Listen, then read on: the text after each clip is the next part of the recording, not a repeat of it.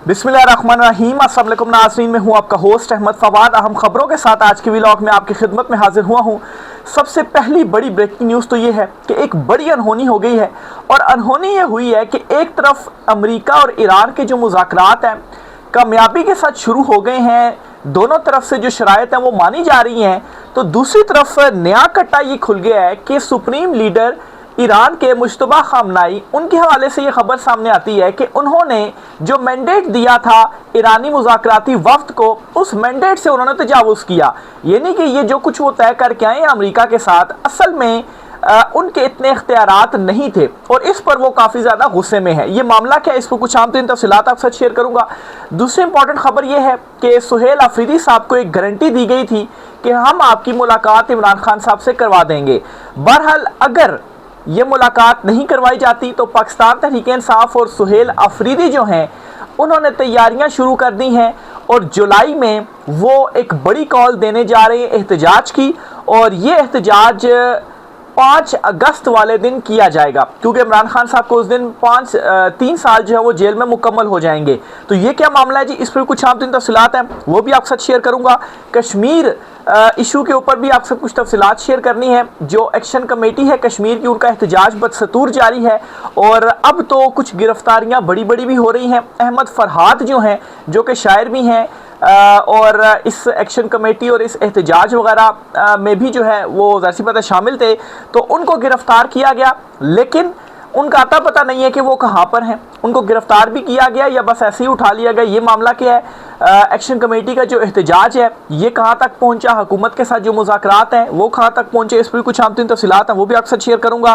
फिर आगे चलते हुए एक और ख़बर भी आपको देनी है कि नेतन्याहू जो है वो अमेरिका और ईरान की ये जो डील होने जा रही है, या अभी जो रिलीफ्स मिले हैं, इनको कैसे देख रहा है, और क्या वो इस मुआहदे की पासदारी करेगा भी या नहीं करेगा। उसने एक बड़ा ऐलान किया है, इस पर कुछ आम तीन तफसीलात हैं वो भी आज की व्लॉग में आपके साथ शेयर करूँगा। आखिर में भारत और यूएई के दरमियान एक डिफेंस जो डील है वो भी हुई है, मतलब होने जा रही है। उससे पहले खुफिया रखा गया, और अब जब चीज़ें बहुत ज़्यादा मैच्योर हो गई हैं तो अब चीज़ें कुछ ना कुछ सामने आ रही हैं। इस पर कुछ तफसीलात हैं वो भी आपके साथ शेयर करूँगा। सबसे पहले तो जी आगाज़ करते हैं कि बैरिस्टर गौहर और सुहेल अफरीदी, चूँकि इमरान खान साहब के हवाले से और मुक़द्दरा के हवाले से पिछले कोई 2 हफ्तों से लगातार ये ख़बरें आ रही हैं कि बैकडोर राब्ते चल रहे हैं।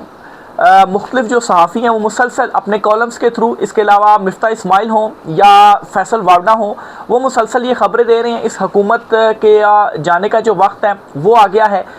ये ख़बरें चल रही हैं, और साथ ही साथ इमरान खान साहब से जो मुज़ाकरात या डील की जो ख़बरें हैं वो भी चल रही हैं। अब इसमें जी एक बड़ी डेवलपमेंट ये सामने आई है कि बैरिस्टर गौहर और सुहेल अफरीदी, ये दोनों ये जो ऑन बोर्ड थे, ये जो बैकडोर मुज़ाकरात वगैरह चल रहे थे, और अभी तक जो खामोशी इख्तियार की गई है ना सुहेल अफरीदी की जानिब से, क्योंकि सुहेल अफरीदी की जो अब इमरान खान साहब ने वज़ीर-ए-आला नामज़द भी किया था, तो मकसद ये था उनका कि वो मज़ामती पॉलिसी के ऊपर चलेंगे, वो मज़ाहमत शो करेंगे। लेकिन सुहेल अफरीदी जो हैं वो भी मुफाहमत के रास्ते के ऊपर ही चल गए। कोई मज़म्मत शुरू में तो की गई, लेकिन फिर उसके बाद उनकी जानिब से मज़म्मत शो नहीं की गई, जिस पर पीटीआई के अंदर से उनके ऊपर जो क्रिटिसिज्म है खासा वो भी हो रहा है।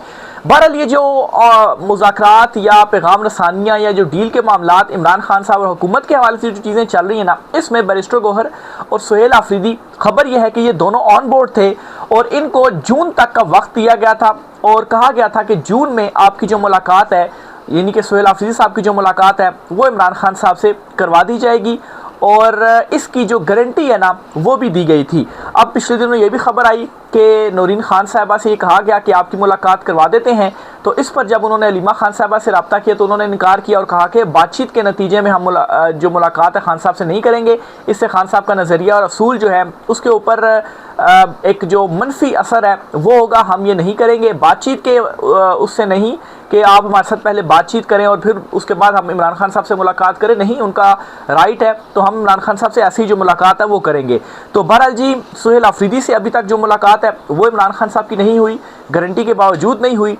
अब इस पर सुहेल अफरीदी या पीटीआई जो है वहाँ पर क्या तैयारियाँ चल रही हैं, बाखबर हल्के ये बताते हैं जी कि जून के महीने तक का वेट किया जाएगा।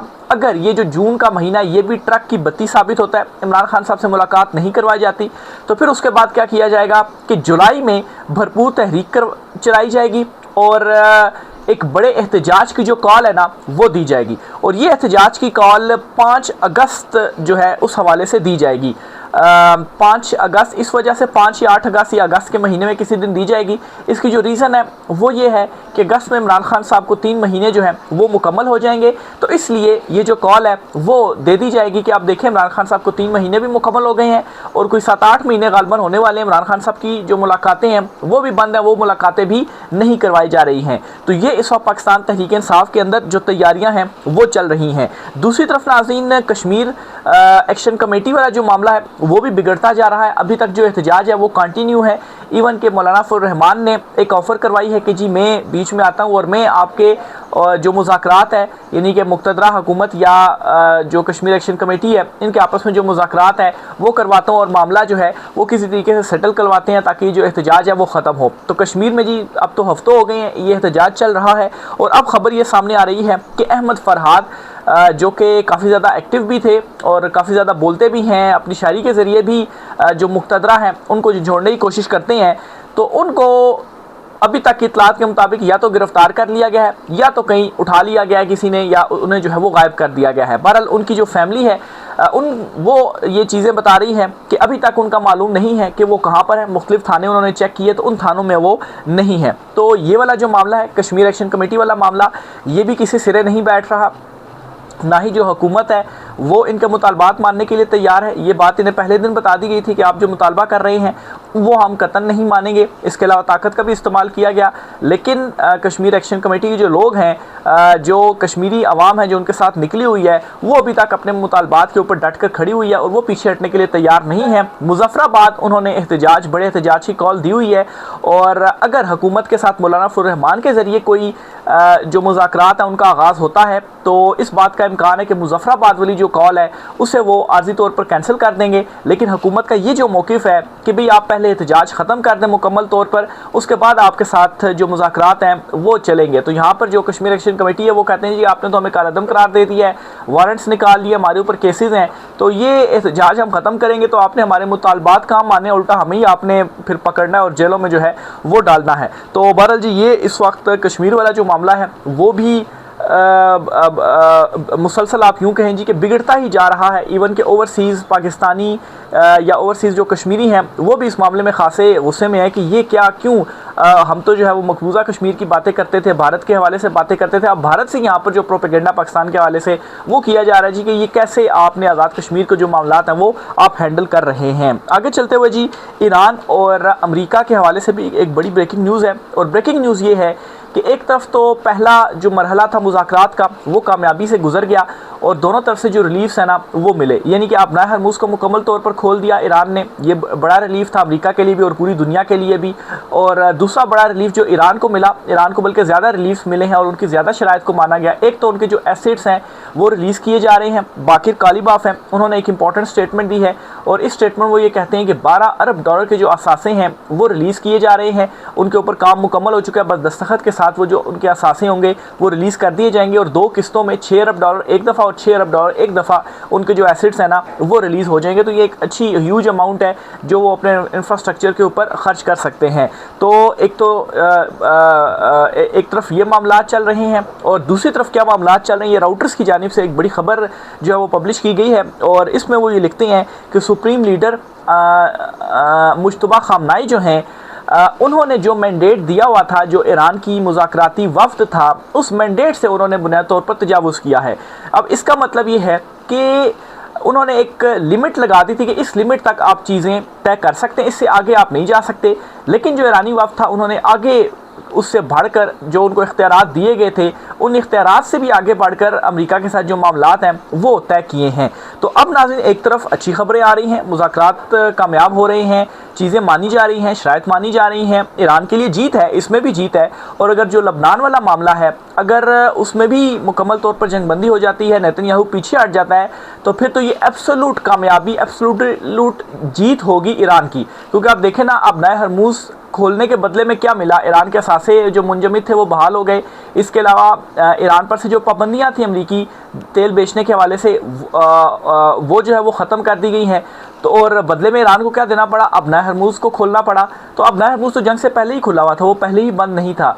तो देना तो कुछ नहीं पड़ा, तो ये एब्सोल्यूट जीत ऑलरेडी है ईरान की। लेकिन लबनान के मामले के ऊपर भी अगर नेतन्याहू को अमेरिका पीछे कर लेता है, कामयाब हो जाता है, तो फिर इसका मतलब है कि एब्सोल्यूट जीत होगी ईरान की। तो फिर ये खबर क्यों लगाई जा रही है कि जो है वो मैंडेट से बढ़कर जो मुज़ाकराती इनकी वफ़द था या कमेटी थी, जो भी था, उन्होंने जो चीज़ें हैं वो तय की हैं। हालांकि चीज़ें तो सारी ईरान के हक़ में जा रही हैं, और यहाँ तक भी उस खबर में लिखा गया कि जो सुप्रीम लीडर हैं उन्होंने एक ख़त भी लिखा है, और उस ख़त में उन्होंने अपने गुस्से का जो इजहार है वो भी किया, और कहा है जी कि इन्होंने ये मैंडेट से बढ़कर जो काम है वो किया है। बहरहाल जी, इसका अगर हम थोड़ा सा जायज़ा लें तो ये बात समझ में आती है कि इस किस्म की जो खबरें होती हैं वो बाज़ औक़ात प्रोपेगेटेड भी होती हैं, क्योंकि ईरान के अंदर से तो इस तरह की कोई खबर नहीं आई, ना ही कोई अमेरिका के अंदर से इस तरह की खबर सामने आई है। टेलीग्राफ ने, ये कोई साउथ अफ्रीकन उनके कॉरेस्पॉन्डेंट हैं, उनकी जानिब से ये जो खबर है ना वो दी गई है। तो बहरहाल बज़ाहिर यही मालूम होता है, क्योंकि आप देखें कि उन्होंने, सुप्रीम लीडर ने अगर गुस्सा करना भी है मुज़ाकराती वफ़द के ऊपर, तो किस चीज़ के ऊपर वो करेंगे।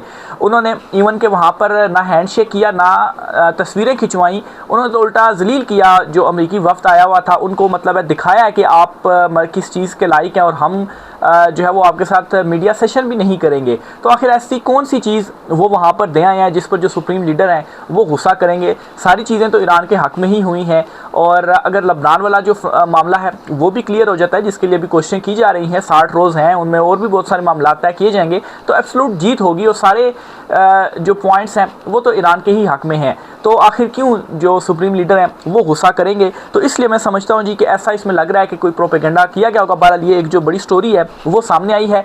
इसके बावजूद दूसरी तरफ अमेरिका और ईरान के जो मुज़ाकरात हुए हैं वो कामयाबी के साथ अभी आगे बढ़ भी रहे हैं, और जो 60 रोज़ा इनके मुज़ाकरात शुरू होने थे वो भी अब शुरू होने जा रहे हैं। बहरहाल ये नेतन्याहू वाला जो मामला है वो बिल्कुल दर्द सर है अमेरिका के लिए, क्योंकि नेतन्याहू ने एक स्टेटमेंट दी है, और नेतन्याहू ने अपने जो फ़ौजी सरबराह हैं इन दोनों ने एक मुश्तरका जो एलामिया है वो जारी किया है, और इस एलामिया में ये तासुर दे दिया गया है कि हम लबनान वाले मामले से पीछे नहीं हटेंगे, या आप यूँ कहें कि जिन इलाकों के ऊपर कब्ज़ा कर लिया है वो इलाके तो हम कतन नहीं छोड़ेंगे। तो इस एक जो एक इन्होंने एलामिया जारी किया है उसका जो मतलब है वो यही बन रहा है। बहरहाल मैं एग्जैक्ट जो डिटेल्स हैं वो भी आपके सामने रख देता हूँ।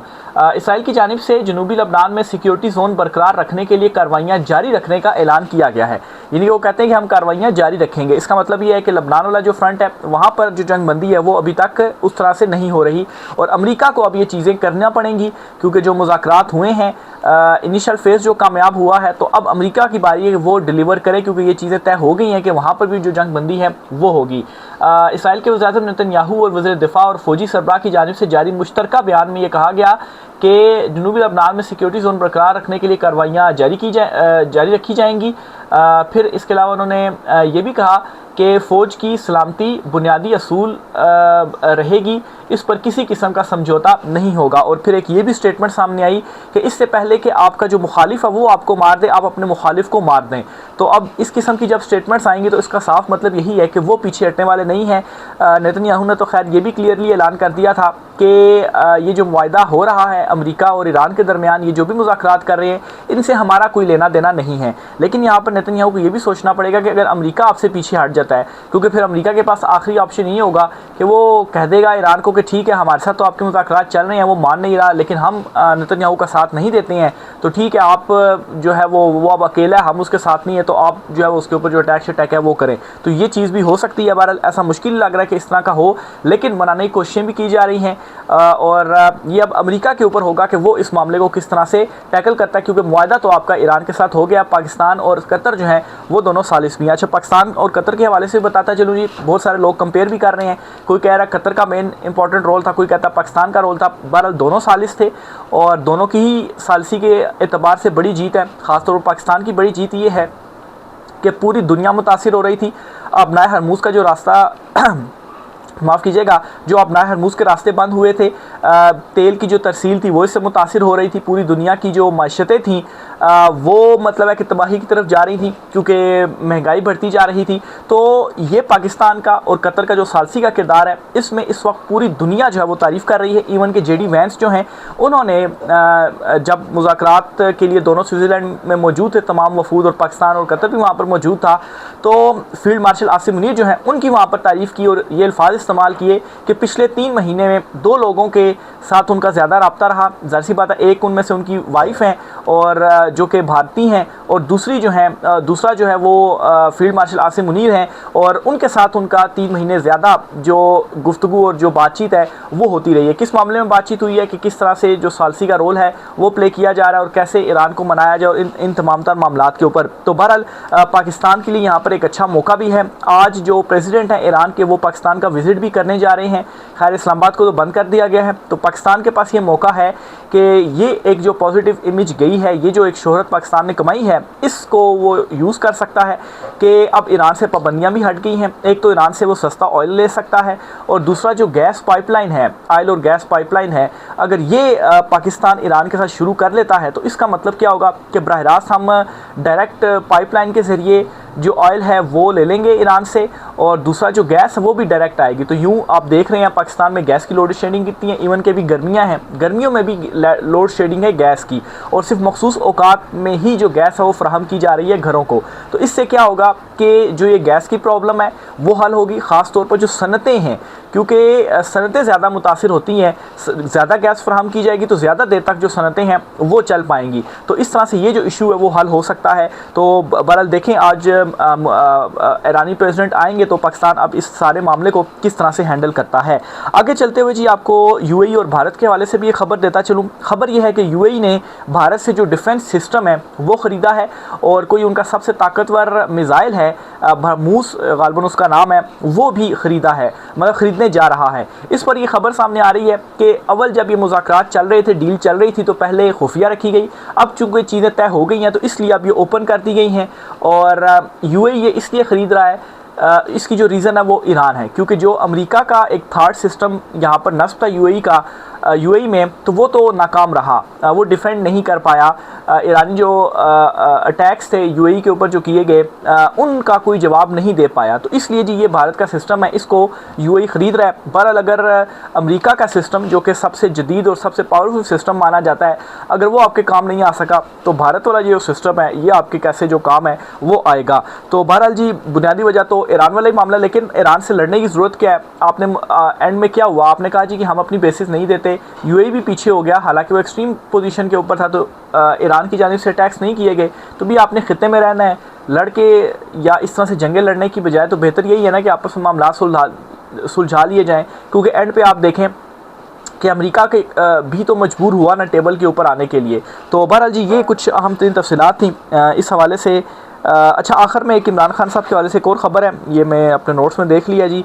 इमरान खान साहब के आने वाले दिनों में कुछ जो केसेस हैं ना वो अदालतों में आप देखेंगे वो लगने जा रहे हैं, क्योंकि इमरान खान साहब ने वकालतनामों के ऊपर दस्तखत कर दिए हैं। तो पहले तो वकालतनामों पर दस्तखत नहीं हो रहे थे, तो अब जी कोई 4 के करीब गालिबन वकालतनामे हैं जिन पर दस्तखत हो गए हैं। उससे क्या होगा कि अब जो वकील है वो मुकदमा लड़ सकता है अदालतों में। तो आइंदा आने वाले दिनों में हम देखेंगे कि हाई कोर्ट में या दीगर अदालतों में इमरान खान साहब और बुशरा बीबी साहब का जो मुकदमे हैं ना वो भी लगेंगे, और वो उनकी जो समातें हैं वो होंगी। राय का इज़हार कीजिएगा। आज की व्लॉग से इतना ही, इजाज़त दीजिए, अल्लाह हाफ़िज़।